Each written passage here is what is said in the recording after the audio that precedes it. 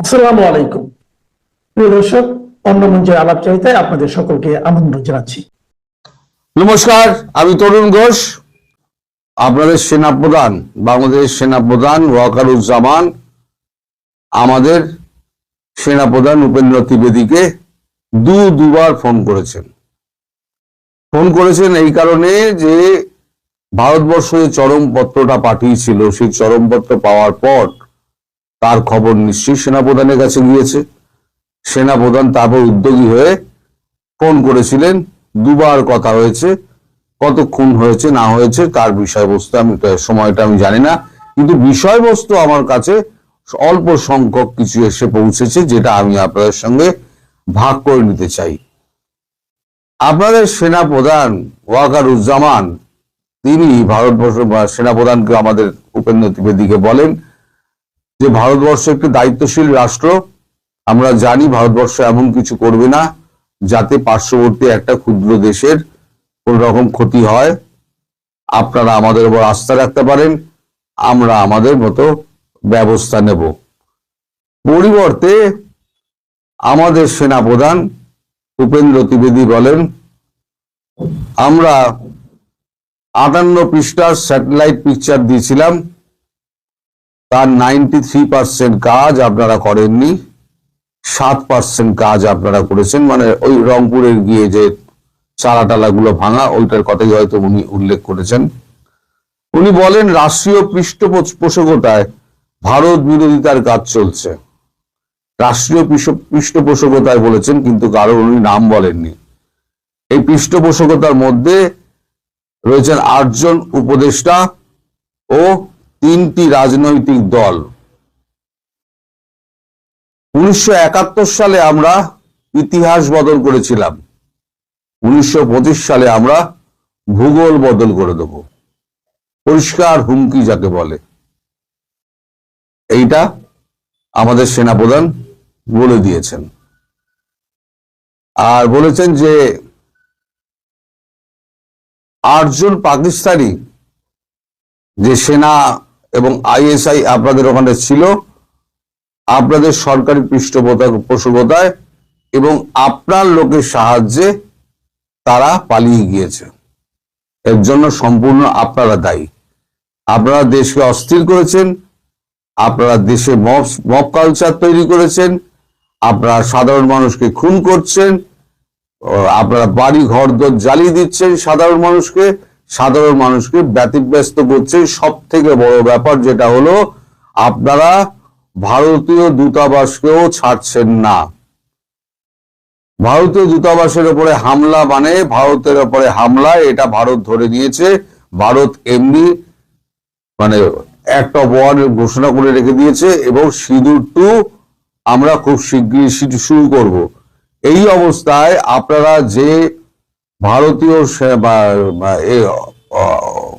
উপ high commissioner attack করলেন, ভাঙচুর করলেন, তাদের বাড়িঘর তাদের নিগৃহীত করলেন, এবং একজন তার নিরাপত্তা রক্ষী যে বেসরকারি হলো, নিরাপত্তা রক্ষী যে নিখোঁজ হয়েছে, আজ পর্যন্ত তার খোঁজ পাওয়া যায়নি।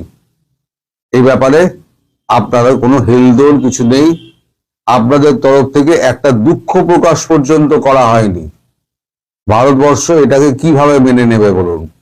সুতরাং আপনাদের ওপর আমাদের আর কোনো আস্থা নেই। এবার আমরা আমাদের হিসেব বুঝে নেব। এইটুকু আমি জানতে পেরেছি, এর বাইরে কি কথা হয়েছে আমি জানি না। এখন ব্যাপার হচ্ছে, কালকে রাত্রিবেলা শিলিগুড়িতে মানে আপনার সেভেন সিস্টার অঞ্চলে সেনাপ্রধান গেছিলেন। সেনাপ্রধান গিয়ে একটা বক্তৃতা দিয়েছেন। তারপরে সেখানে বন্দে মাতারাম একেবারে ধ্বনি উঠেছে, এবং জাতীয় সঙ্গীত, জাতীয় পতাকা উঠেছে, এবং চারিদিকে একটা যুদ্ধ রব একটা উঠে গিয়েছে। এরই মধ্যে 2-4টে আপনার মিসাইল রেঞ্জ মাপার জন্য ছাড়া হয়েছিল রাত্রিবেলা। 2-1জন ক্যামেরা বন্দি করেছেন, আমার কাছেও পাঠিয়েছেন। প্রচন্ড শব্দে সেই সমস্ত মিসাইল মানে আকাশ দিয়ে উড়ে যাচ্ছে। আসলে পাল্লা মাপা হচ্ছে, মানে রেঞ্জ মাপা হচ্ছে, যে কতটা রেঞ্জ আছে, রেঞ্জটা ঠিক করতে হবে, সেই রেঞ্জের হিসেব করা হচ্ছে। আমার যা মনে হচ্ছে, আমার যা রিডিং, খুব একটা বেশি দূরে নয়, একটা বড় ধরনের দুর্ঘটনা ঘটলেও ঘটতে পারে। এখন এই যে 17-18 তারিখ, 17-18 তারিখ বাংলাদেশ 12টা সীমান্ত এলাকায় মোট 12টা ড্রোন উড়িয়েছিল এবং ছবি তুলছিল। সেনাবাহিনী কোথায় কোথায় মোতায়েন আছে ছবি তুলছিল। এখন আমার কাছে আমরা যা খবর পেয়েছি, তার মধ্যে 3টি ড্রোনকে ভূপাতিত করা হয়েছে, বাকি 9টি ড্রোন পালিয়ে যায়। আচ্ছা, জসিম-উদ্দিন রহমানিকে ছেড়ে দেওয়া হয়েছিল, বলা হয়েছিল জসিম-উদ্দিন রহমানি নাকি পাকিস্তানে চলে গেছেন, কিন্তু গতকালকে এই ওসমান হাদির যে জানাজা হয়, সেখানে জসিম-উদ্দিন রহমানিকে যথারীতি দেখা গিয়েছে, অর্থাৎ তিনি বাংলাদেশে বহাল তবিয়াতে আছেন। আমি এমনি আগেই বলেছিলাম মোদিজির মুড খুব খারাপ, তিনি একদম মিটিং ফিটিং এর মধ্যে ব্যস্ত আছেন, একটা হেস্ত নেস্ত এবার উনি করেই ছাড়বেন বলে ঠিক করেছেন, এবং একই সঙ্গে মার খাবে পাকিস্তান, আপনারা মিলিয়ে নেবেন। এখন শুধু সময়ের অপেক্ষা, কবে আপনাদের উপরে মারটা গিয়ে পড়বে। এখন এই যে সেনাকর্তার সঙ্গে, মানে সেনাবাহিনীর প্রধানের সঙ্গে আমাদের সেনা প্রধানের সঙ্গে কথাবার্তা হলো, সেটা এখন সেনাপ্রধান চেয়েছিলেন তিনি যমুনায় গিয়ে তিনি জানাবেন, কিন্তু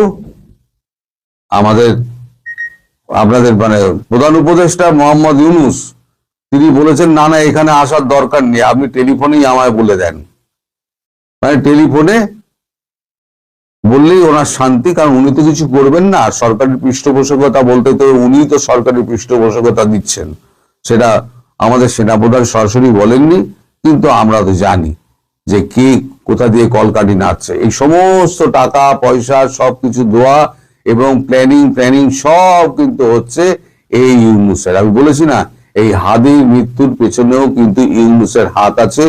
আজকে আপনারা হয়তো আমায় অবিশ্বাস করছেন, একদিন প্রমাণিত হবে যে আমি সত্যি কথা বলেছিলাম, ইউনূস এইটা কাণ্ডটা করছে, কারণ জামাত চায় না নির্বাচন হোক, ইউনূস চায় না নির্বাচন হোক, ফলে এমন একটা অঘটন ঘটিয়ে দাও যাতে নির্বাচনটা পিছিয়ে যায়, আর ভারতবর্ষকে এমন করে খোঁচাতে লেগে যাও যাতে ভারতবর্ষ বাধ্য হয়ে আমাদের ওপর অ্যাটাক করে, তারপর আমরা তাই মধুসূদন করব, সারা পৃথিবীতে আমরা চেঁচামেচি করব, লোকজন ডাকবো, কিন্তু কেউ আসবে না, কারণ অ্যামনেস্টি ইন্টারন্যাশনাল পর্যন্ত বলে দিয়েছে আপনাদের দেশ সুরক্ষিত নয়। আপনাদের দেশ থেকে ইউএস থেকে আরম্ভ করে কানাডা, ইউকে সব পালিয়ে যাচ্ছে, কেউ আপনাদের দেশে নেই, সব এমবেসিতেও তালাচাবি লাগাচ্ছে। আপনাদের এখন মানে ঘেরাটোপের মধ্যে পড়ে গিয়েছেন, আপনাদের কে বাঁচাতে আসবে? পাকিস্তান, তার অবস্থা খুব খারাপ, আসিম মুনির লুকিয়ে গেছে, তাকে ট্রাম্প ডেকে পাঠিয়েছে, সে আর দেখা করতে যেতে পারছে না, গেলেই ঘেঁটি চেপে ধরবে, তুমি যে এখানে ডিনার খেয়ে গেলে আর বলে গেলে যে তুমি ইসরায়েলের সৈন্য পাঠাবে প্যালেস্তাইনের সঙ্গে লড়ার জন্য, তা সেটার কি হলো? সৈন্য পাঠাও, দেশের মধ্যে অবস্থা খারাপ, আপনারা সবই খবর পাচ্ছেন। সুতরাং আসিম মুনির এই সময়তে বাংলাদেশের দিকে তাকাবে না, চীন তো তাকাবেই না, চীন বোঝে ব্যবসা এবং চীন বোঝে তার কি বলে ফায়দা, এছাড়া চীন নড়ে না। বাকি রইল কি তার কি আপনার দিকে আসবে না, কারণ তার কি নিজের সমস্যা এত বেশি হয়ে গেছে, তার কাছে খাদ্য সংকট দেখা দিয়েছে, বারবার কাতর অনুনয় বিনয় করা সত্ত্বেও ভারতবর্ষ টাকা দিচ্ছে, খাদ্য দিচ্ছে না, টাকা দিতে চাইছে কিন্তু খাদ্য দেবে না, তোরা শুকিয়ে মঠ। এদিন আপনাদেরও আসবে, এই যে আজকে তুর্কির যে অবস্থা হয়েছে, এদিন আপনাদেরও আসবে। কাল যদি হাই কমিশন বন্ধ করে দেয়, তার মানে কূটনৈতিক সম্পর্ক ছিন্ন হয়ে গেল। এবং যুদ্ধের আগে তো হাই কমিশন বন্ধ তো হবেই। হাই কমিশন বন্ধ হওয়া মানে জানবেন যুদ্ধের প্রথম স্টেপটা পড়ে গেল। আর দ্বিতীয় স্টেপটা হচ্ছে যখন কূটনৈতিক সম্পর্ক ছিন্ন হয়ে যায় তখন কোন রকম লেনদেন আর কোন রাষ্ট্রের সঙ্গে সেই রাষ্ট্রের সঙ্গে তো হয় না। ফলে আপনাদের কাছে টাকা দিলেও ভারতবর্ষ আর খাদ্য সামগ্রী পাঠাবে না। এদিকে আমাদের সেভেন সিস্টারে যেভাবে বন্দে মাতরম যেভাবে উচ্চারিত হচ্ছে এবং জাতীয় সঙ্গীত বাজানো হচ্ছে এবং আপনার পতাকা নিয়ে দৌড়দৌড়ি হচ্ছে, আমার মনে হচ্ছে আমাদের সেনা তো আর আপনাদের সেনার মতো নয়, তারা লড়াই করার জন্য প্রস্তুত হয়ে রয়েছে।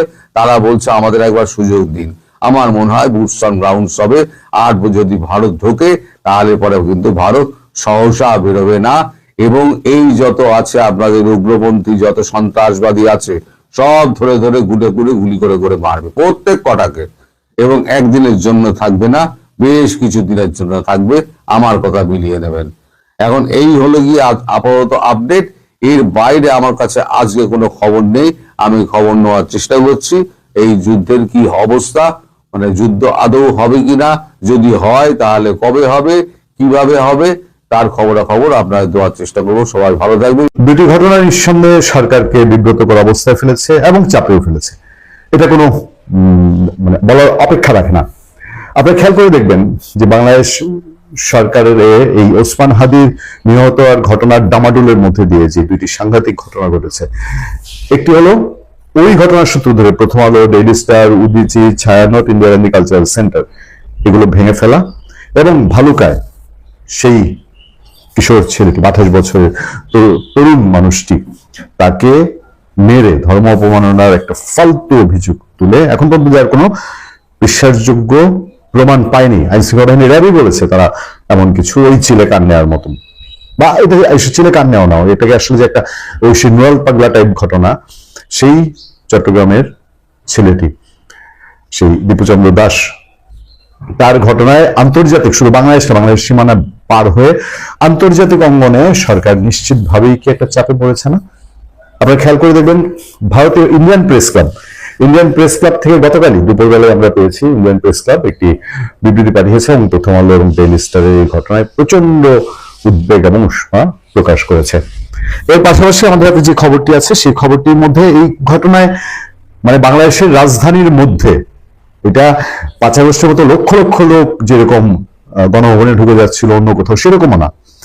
ইচ্ছা করলে আইন শৃঙ্খলা বাহিনীর সেই স্ট্রেংথ ছিল না, বা সরকারের ঊর্ধ্বতন মহলে পারলে প্রধান উপদেষ্টার কোনো সেলফোন সাংবাদিকদের কাছে থাকলে সেইখানেও, না হলে প্রধান উপদেষ্টা প্রেস সচিবকে যখন বাবার সাংবাদিকরা ফোন করেছে তাকে ফোন করার মতো সমান কথা, কিন্তু তারপরে ভবন দুটি রক্ষা করা যায়নি, না পুলিশ না কেউ সেখানে গিয়ে বাঁচালো না, রক্ষা করলো না, বরঞ্চ পরে মানুষগুলো জান গেল না, তাদেরকে উদ্ধার করে এনে এটা একটা দয়ার পরিচয় যে আমরা তো তাদেরকে জানে বাঁচায় নিয়ে আসছি, এরকম একটা সিচুয়েশন। সেই সময়ে ঘুরে ফিরে দীর্ঘ সময়ে পরে আসলেও বিএনপি তো একটু দুর্দয় হয়েছে, এখন তো কট্টরপন্থী শব্দটা উচ্চারণ করছে। ওই যে ভেবেছিল যে এরা সব আওয়ামী লীগকে ধরবে, অন্যান্যদের ধরবে, সাংস্কৃতিক লোকজনকে ধরবে, আমাদের বোধহয় না ধরতে পারে, কিন্তু এখন দেখছে যে এই গ্রাস কোন দিকে যেতে পারে। সেই জায়গায় বিএনপি একজন সিনিয়র দায়িত্বশীল নেতার মন্তব্যটা, প্রথম আলো ডেইলি স্টারে হামলা সরকার দুর্বলতার কারণে মপতন্ত্র প্রশ্রয় পেয়েছে। সাউদ্দিন আহমেদ ডিবিসি শিরোনাম একটা ফটোকার্ড করেছে, দেখলাম যে চেয়েছিলাম গণতন্ত্র, চালু হয়েছে মপতন্ত্র। প্রথম আলো ডেইলি স্টারে হামলা ও অগ্নিসংযোগের ঘটনায় সারা বিশ্বে বাংলাদেশে ভাবমূর্তি ক্ষুণ্ণ হয়েছে বলে মন্তব্য করেছেন বিএনপির স্থায়ী কমিটির সদস্য সালাউদ্দিন আহমেদ। একদম নাক কান কাটা গেছে, এই সরকার যে পারে না, এই সরকার বা এই সরকারের সময় বাধা দেয় না এইসব কাজে, মবকে যে তারা নিয়ন্ত্রণ করে না, এর একেবারে চাক্ষুষ প্রমাণ হচ্ছে প্রথম আলো রেজিস্টার বুঝিয়ে দেয়। সরকার দুর্বলতার কারণে মপতন্ত্র প্রশ্রয় পেয়েছে এবং এটি কঠোর হাতে দমন করা প্রয়োজন বলে জানান তিনি। রোববার দুপুরে রাজধানীর রেডিসন ব্লু হোটেলে বিএনপি ভারপ্রাপ্ত চেয়ারম্যান তারেক রহমানের ঐতিহাসিক স্বদেশ প্রত্যাবর্তন দিবস উপলক্ষে গণমাধ্যমে শীর্ষ ব্যক্তিদের সঙ্গে আয়োজিত মত বিনিময় সভায় সালাউদ্দিন আহমেদ এই কথা বলছেন। এই ঘটনায় সরকারের দায়িত্ব সবচেয়ে বেশি ছিল বলে মন্তব্য করেন বিএনপি নেতা। তিনি বলেন, এরকম একটা প্রেডিকশন ইন্টেলিজেন্সের রিপোর্টে থাকে, আমরাও জেনেছি সে ইন্টেলিজেন্স রিপোর্ট, চিন্তা করেন ইন্টেলিজেন্স রিপোর্টে ছিল প্রথম আলো ডেইলি স্টারে হামলা করা হবে, সেটা থাকার পরেও এই ঘটনা, কিন্তু সেটা আমলে নেওয়া হলো না কেন? তাহলে কি তারাই চেয়েছিল প্রথম আলো ডেইলি স্টার পুড়িয়ে দেওয়া হোক? আইন সুরক্ষাকারী বাহিনীর ভূমিকা নিয়ে প্রশ্ন তোলেন সাউদ্দিন আহমেদ, বলেন শুনেছি 1-2 ঘন্টা পরে তারা রেসপন্স করেছে, সেটা কেন? সাউদ্দিন আহমেদ আরো বলেন, প্রথম আলো ডেইলি স্টার যেভাবে জ্বালিয়ে দেওয়া হয়েছে, পুড়িয়ে দেওয়া হয়েছে, burn down to the ground, এরকম দৃশ্য সারা বিশ্ব দেখেছে, সেটা আমাদের জন্য লজ্জার। জাতি হিসাবে এটা কোনোভাবে আমরা শুধু দুঃখ প্রকাশ করে সমাপ্ত করতে পারবো না। প্রেস সচিব সরি বলতেছে, প্রধান উপদেষ্টা মতিউর রহমান এবং মাহফুজ আলমকে ফোন দিচ্ছে। গণমাধ্যমে সমাজের দর্পণ উল্লেখ করে সাউদ্দিন আহমেদ বলেন, পত্রিকা হচ্ছে সমাজের দর্পণ, এর মধ্যে সমাজের যে দর্পণ চূর্ণ বিচূর্ণ হয়ে গেছে, কিন্তু সাংবাদিকদের দর্পণ যেন চূর্ণ না হয়। তিনি আরো বলছেন, আমরা তো চেয়েছিলাম ডেমোক্রেসি, কিন্তু কেন হয়ে যাবে মবক্রেসি? তাকে কেন লালন করতে দেওয়া হবে? আর কি কিছু বুঝতে বাকি থাকে? সবারই এখন টনক নাড়িয়েছে। এটা যে বাংলাদেশ কাঁপিয়ে বাইরেও কাঁপাচ্ছে, এই ঘটনা দুটা, একটা প্রথম আলো ডেইলি স্টার পুরানো এবং শিশু অন্যগুলো, এবং ভালুকার ঘটনা, এর আরো প্রমাণ আছে। আর প্রমাণ আমি আপনাদেরকে বলবো, তার আগে আপনারা একটু দেখে নিন যে প্রথম আলো অফিসে গিয়ে ইউরোপীয় ইউনিয়নের নেতারা কি বলছেন বা ইউরোপীয় ইউনিয়নের প্রতিনিধিরা কি বলছেন। প্রথম আলো কার্যালয়ে ইউর রাষ্ট্রদূত, প্রথম আলো ডেইলি স্টারে হামলা বাংলাদেশের গণতন্ত্রের জন্য ভয়াবহ মুহূর্ত। লজ্জা আছে? ঢাকায় নিযুক্ত ইউরোপীয় ইউনিয়নের রাষ্ট্রদূত মাইকেল মিলার বলেছেন, প্রথম আলো ডেইলি স্টারে হামলা মানে গণমাধ্যমের স্বাধীনতা, মত প্রকাশের স্বাধীনতার উপর আঘাত। এটি বাংলাদেশের গণতন্ত্রের জন্য একটি ভয়াবহ মুহূর্ত ছিল। আমরা এই ধরনের ঘটনার পুনরাবৃত্তি চাই না। ইউ বলছে যে এটা বাংলাদেশের গণতন্ত্রের জন্য একটা ভয়াবহ মুহূর্ত ছিল, এবং ইউ বলছে যে গণমাধ্যমের স্বাধীনতা ও মত প্রকাশের স্বাধীনতার উপর আঘাত। সরকার যদি নাই বুঝে, সরকারের দায়িত্বশীল লোকজন যদি পাত্তাই না দেয়, কি বলবেন? শুনেন তো দেখি প্রেস সচিবের বক্তব্য।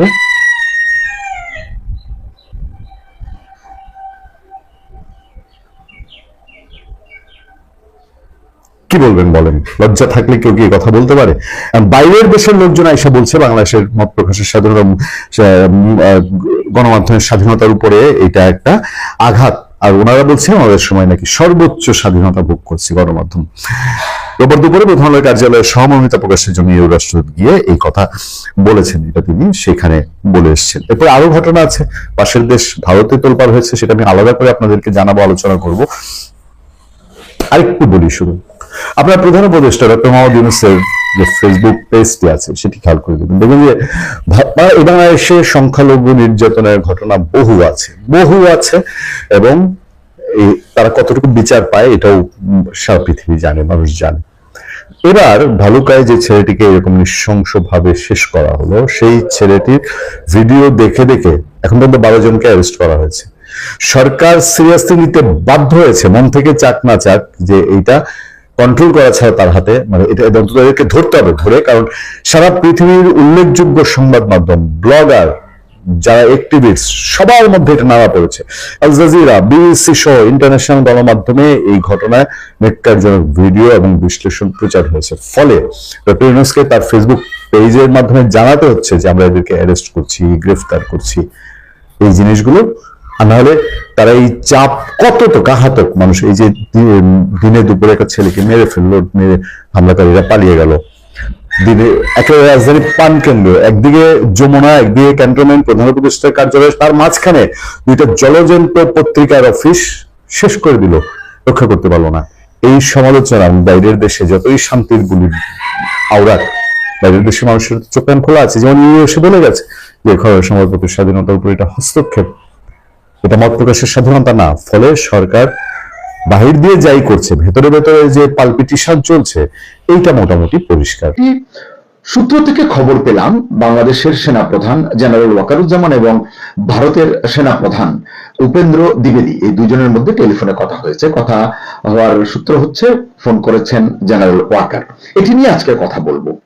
তো শুরুটা করতে চাই আসলে হাদির মৃত্যুর খবর দিয়ে। আপনারা দেখেছেন যে হাদির মৃত্যুর খবরে বাংলাদেশ জ্বলে উঠেছিল, এখনো সেই আগুন হয়তো পুরোপুরি নেভেনি, এবং ইতিমধ্যে ভয়াবহ পরিস্থিতি সৃষ্টি হয়েছে। আগুনে পোড়ানো হয়েছে একের পর এক স্থাপনা, বাড়িঘর, সংবাদ মাধ্যমের একাধিক অফিস। অনেকেই প্রশ্ন করছেন অন্তর্বর্তী সরকার কেন এই পরিস্থিতি সামলাতে পারল না। তারা কি চায়নি সামাল দিতে পরিস্থিতিটি, নাকি চেয়েছে এভাবেই চলুক ধ্বংসযজ্ঞ? আইন শৃঙ্খলা রক্ষাকারী বাহিনী বেশ কিছুদিন যাবৎ বলছে দেশে আইন শৃঙ্খলার পরিস্থিতির উন্নতি হচ্ছে ক্রমশ। নির্বাচনের আগে পরিস্থিতি আরো কাঙ্ক্ষিত মাত্রায় উন্নীত হবে। অতএব ভয়ের কিছু নেই। প্রশ্ন হচ্ছে, এটাই কি তার নমুনা? আচ্ছা, কতজন মানুষ সেদিন রাতে ধ্বংসলীলা চালিয়েছে? শুধু রাজধানীতে হওয়া ধ্বংসাত্মক ঘটনাগুলি বিবেচনায় রেখে প্রশ্ন করতে চাই, এই পরিমাণ মানুষকে, মানে যে গুটি কয়েক মানুষ এই মবে অংশ নিয়েছিল, ধ্বংসলীলায় অংশ নিয়েছিল, এই পরিমাণ উচ্ছৃঙ্খল জনগোষ্ঠীকে নিয়ন্ত্রণ করার ক্ষমতা আমাদের পুলিশের নেই, র্যাব বিজিবির নেই, সেনাবাহিনীর নেই। এই নিয়ন্ত্রণ করতে না পারাটা আসলে কি বার্তা দেয়? আমরা তো আবার যুদ্ধ প্রস্তুতির ফ্যান্টাসিতে ভুগতে ভালোবাসি।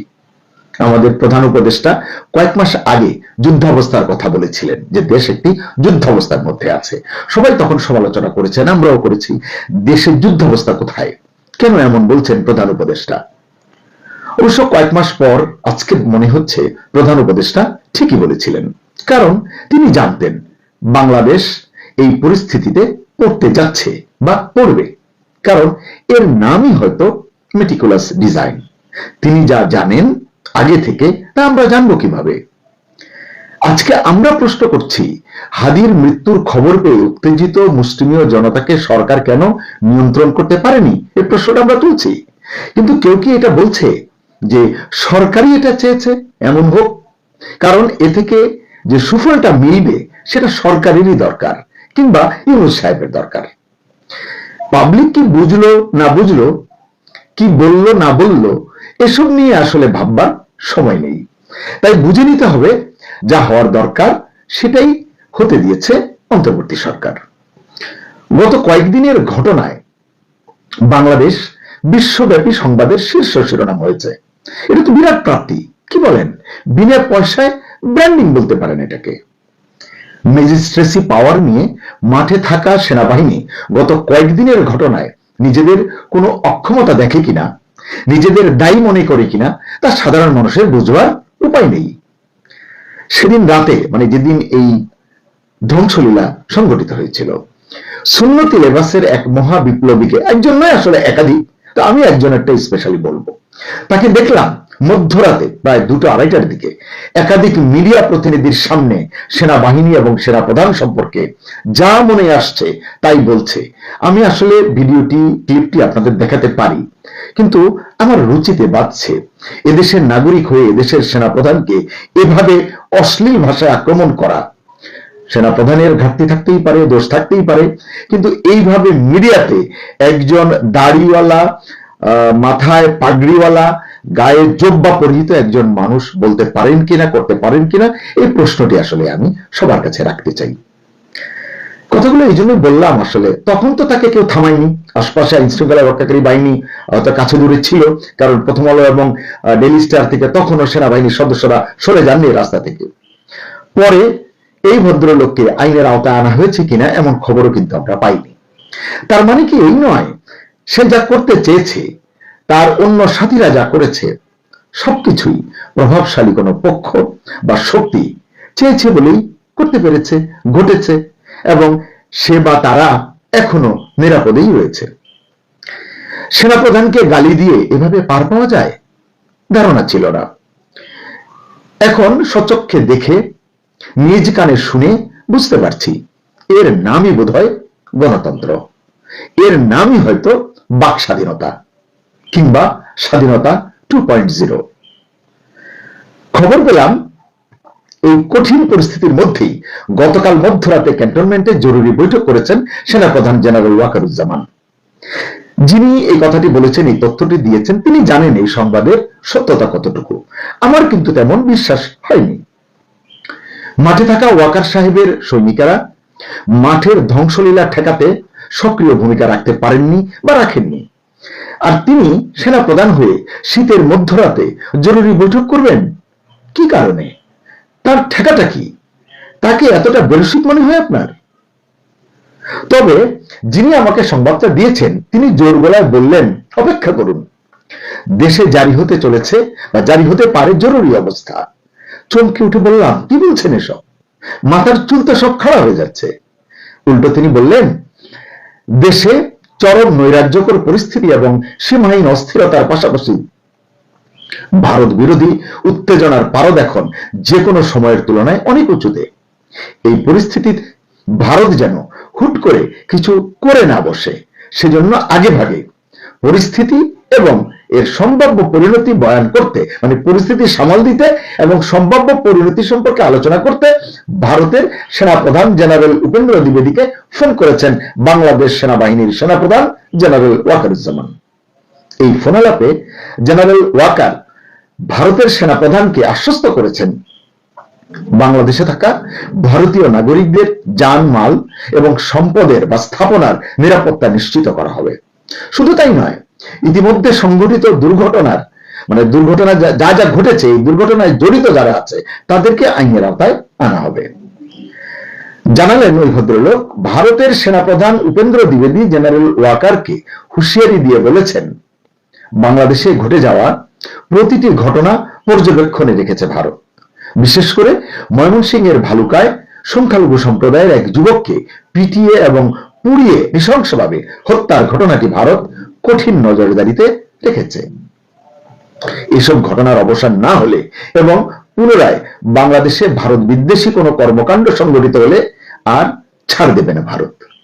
প্রশ্ন হচ্ছে, নিজের দেশের মানুষের জানমাল রক্ষায় যেখানে আমাদের সেনাবাহিনী মাঝে মাঝে অসহায়ত্ব প্রকাশ করছে, কথাটা কেন বললাম, সেদিন রাতেই দেখলাম, নিশ্চয়ই আপনারাও দেখেছেন, উচ্ছৃঙ্খল মবের কাছে সেনা সদস্যরা 20 মিনিট সময় ভিক্ষা করছেন আটকে পড়াদের উদ্ধার করার জন্য। বলেছে আমাদেরকে একটু করতে দিন, করে আমরা চলে যাবো, তারপর আপনারা আপনাদের কাজ করবেন। সেখানে ভারতীয় নাগরিকদের জানমাল রক্ষায় কি অবদান রাখতে পারবে এই সৈন্যবাহিনীর সৈন্যরা? রাজধানীর বারিধারায় অবস্থিত ভারতীয় হাই কমিশন হলো সে দেশের সার্বভৌম একটি স্থাপনা, যেটি আমাদের দেশে আছে। তাদের জন্য এটি একটি সার্বভৌম এলাকা বা অস্তিত্ব। আন্তর্জাতিক কূটনীতি একথাই বলে, কিন্তু সেটা নিয়েও জব্বরের বলি খেলার মতো উন্মত্ত উল্লাস করলো একটি গোষ্ঠী। কিন্তু আমাদের সরকার নির্বিকার রইল। ভারতীয় হাই কমিশন ইতিমধ্যেই তাদের কার্যক্রম গুটিয়ে আনতে বাধ্য হয়েছে। চট্টগ্রামে অনির্দিষ্টকালের জন্য কার্যক্রম বন্ধ ঘোষণা করা হয়েছে। এসব ঘটনায় কি ব্যবস্থা নিয়েছেন জেনারেল ওয়াকার কিংবা মাঠে থাকা তার বীর জওয়ানরা? জেনারেল ওয়াকার নিশ্চয়ই জানেন, তিনি যা বলেছেন, যদি বলে থাকেন উপেন্দ্র দ্বিবেদীকে, তা তার একক সিদ্ধান্তে বাস্তবায়ন করা সম্ভব নয়। এই জন্য সরকারের, বিশেষ করে সরকার প্রধানের সদিচ্ছা এবং সম্মতি প্রয়োজন। কিন্তু সেখানকার মুড এবং মোটিভ কি, এটি আসলে বোঝা দরকার। কতিপয় মৌলবাদী জনতার হাতে দেশের সম্পদ যেখানে অবলীলায় লুটের শিকার হয়, ধ্বংসযজ্ঞের শিকার হয়, অগ্নিসংযোগের উপলক্ষ হয়, সরকার যেখানে নির্বাক দর্শক, কেবল বিবৃতি যে আপনারা আর ভায়োলেন্স করবেন না, সেখানে সেনাপ্রধান বাংলাদেশে থাকা ভারতীয় নাগরিকদের জানমালের নিরাপত্তা দেবেন কিভাবে? কিভাবে এই প্রতিশ্রুতি বা আশ্বাস তিনি দেন? তিনি তো নিজের দেশই রক্ষা করতে পারছেন না, যদিও তিনি গত বছর 5 আগস্ট স্বেচ্ছায় সব দায়িত্ব কাঁধে তুলে নিয়েছিলেন। সত্যিই যদি সেনাপ্রধান জেনারেল ওয়াকার ভারতীয় সেনাপ্রধানকে ফোন করে থাকেন এবং উল্লিখিত কথাগুলো বলে থাকেন, তাহলে আমি তাকে ধন্যবাদ জানাবো। কারণ তার এই আশ্বাস দুই দেশের মধ্যকার সম্পর্কের স্থিতিশীলতা বজায়ে গুরুত্বপূর্ণ ভূমিকা রাখবে। এদিকে ভারতের একটি পত্রিকায় পড়লাম, বিদেশ সফর শেষে দেশে ফিরেই ভারতের প্রধানমন্ত্রী নরেন্দ্র মোদী ভারতের 3 বাহিনীর প্রধান এবং জাতীয় নিরাপত্তা উপদেষ্টা অজিত দোভালের সঙ্গে রুদ্ধদ্বার বৈঠক করেছেন। বৈঠকে বাংলাদেশের সার্বিক পরিস্থিতি নিয়ে দীর্ঘ আলোচনা করেছেন এবং তাদের স্ট্র্যাটেজি নির্ধারণ করেছেন। এমনিতেই চিকেন নেক সংলগ্ন এলাকায় এবং বাংলাদেশ সীমান্তের কয়েকটি স্থানে ভারতীয় অংশে গত বেশ কিছুদিন যাবৎ ভারতের সৈন্য সমাবেশ এবং যুদ্ধাস্ত্র সহ প্রস্তুতি নিয়ে বিভিন্ন মিডিয়ায় ব্যাপক লেখালেখি হচ্ছে এবং এটা নিয়ে জনমনে, বাংলাদেশের মানুষের মনেও ব্যাপক উদ্বেগ, উৎকণ্ঠা রয়েছে। হাদির মৃত্যুকে কেন্দ্র করে সৃষ্ট ধ্বংসলীলায় সরকারের নির্বিকার ভূমিকা নিয়েই যেখানে নানান প্রশ্ন রয়েছে জনমনে, সেখানে জেনারেল ওয়াকারের ভারতীয় সেনাপ্রধানের সঙ্গে টেলিফোনিক কূটনীতি যেটা তিনি করলেন, এটা কি পরিস্থিতি উত্তরণে কোনো ভূমিকা রাখতে পারবে? কি মনে হয় আপনাদের? রাজনৈতিক পর্যবেক্ষকরা বলছেন, দেশের চলমান এই অস্থিতিশীলতাকে কাজে লাগিয়ে সরকার নির্বাচন বানচাল করার বা পিছিয়ে দেওয়ার একটা অজুহাত খুঁজতে পারে। সত্যি যদি সরকার এমন কিছু করে, আপনি সেটাকে ষড়যন্ত্র বললে বলতে পারেন, আমি বলবো না, কারণ এটা গোপনে হচ্ছে না, মানে এক প্রকার প্রকাশ্যেই হচ্ছে, কারণ সবাই এটা বুঝতে পারছেন কম বেশি। এছাড়া এটা শিক্ষিত মেধাবী লোকদের কাজ, লোকেরা করছেন। মেধাবী লোকদের এ ধরনের কাজকে ষড়যন্ত্র বলে না, বড়জোর মেটিকুলাস ডিজাইন বলতে পারেন। এরকম পরিস্থিতিতে ভারতীয় নাগরিকদের জানমাল রক্ষায় জেনারেল ওয়াকারের টেলিফোনিক আশ্বাস আরেকটি বার্তা দেয়। সেটা কি? সেটা হলো হয়তো আবারও ইউনূস এবং সেনাপ্রধানের মধ্যে দূরত্ব বেড়েছে। আগেও অনেকে এমনটি ভেবেছেন, কিন্তু কিছুদিন পরই আবার দেখা গেছে সেনাপ্রধান এবং প্রধান উপদেষ্টার মধ্যে কোনো দূরত্ব নেই, বরং তারা একে অন্যের প্রতি ভীষণ আস্থাশীল এবং নির্ভরশীল। দেশের মানুষ যেখানে প্রত্যাশা করছেন হাদির প্রকৃত হত্যাকারীদের গ্রেপ্তার করা হবে, দৃষ্টান্তমূলক শাস্তি নিশ্চিত করা হবে, সেখানে দেখা যাচ্ছে কেবল জলই ঘোলা করা হচ্ছে এবং অনেক অভিমুখ সৃষ্টি করা হচ্ছে, যাতে প্রকৃত অপরাধী পার পেয়ে যেতে পারে।